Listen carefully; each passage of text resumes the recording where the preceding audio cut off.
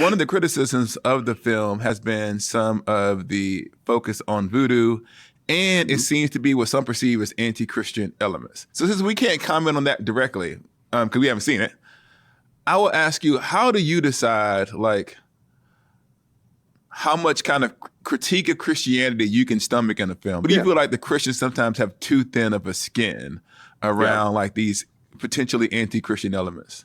If I have a threshold, it's probably like the actual mocking of Christ. It would be an issue to me.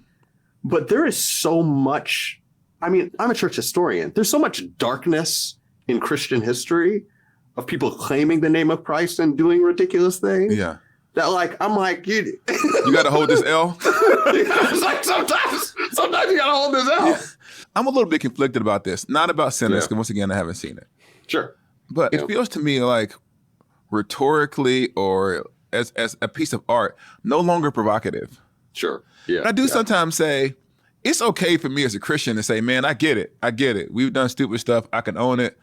But also, there are more complicated portrayals of Christianity than simply hypocrisy, internalized colonialization. Like, bro, like some of us have thoughtfully reflected upon the gospel and chose to orient our lives and do the best that we can to love our neighbor. So I don't want to say that I never watch any film or art that like criticizes Christianity, but I would say that there tends to be two types of Christian figures who are in media.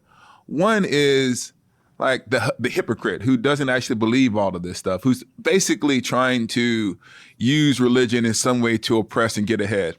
And the second one is the good person. He's like a good Christian or a good religious leader, but he doesn't actually take the religious part very seriously.